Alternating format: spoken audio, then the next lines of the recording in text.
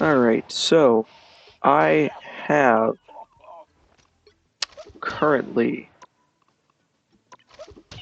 7.2 hours on Deadpool on top of 1 hour on Tank Pool, sorry, on top of 1 hour on Support Pool and 40 minutes on DPS Pool.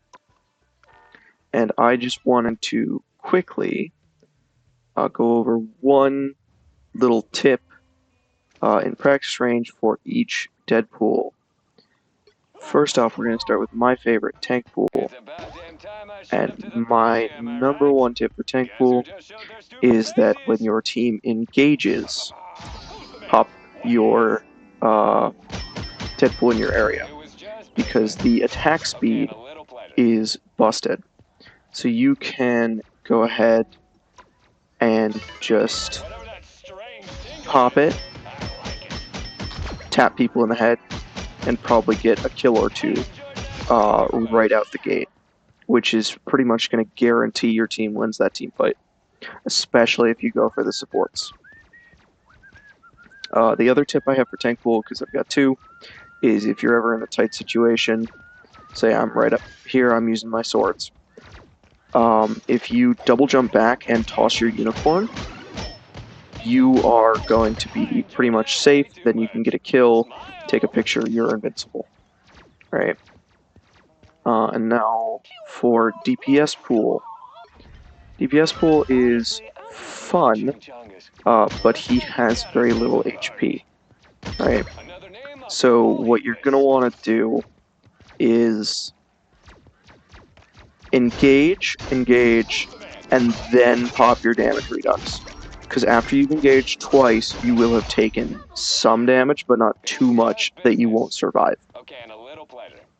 Right? It's just generally how I found the best way to survive. And then for Support Pool. Support Pool, I'm sure you've seen this tip. This tip is really, really simple. Is first upgrade you get, Bobblehead. Just immediately go Bobblehead. Because the healing on Bobblehead, especially if you throw it at the floor, is absurd. It's just crazy. The other thing is, if you're having trouble aiming at people with your guns, you can just sort of flick your mouse around, because he said scan. Which is, I know, a dumb tip, but I've found it works because I'm not the greatest with hit scan. I'm trying to get into it with Deadpool.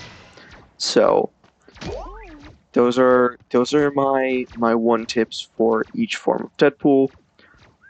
I would advise for all forms of Deadpool that you, other than support pool, because you want to on support pool always upgrade Bobblehead first. But on DPS pool and tank pool, I would advise when you go into your upgrades to consider the other team's team comp as you upgrade your abilities.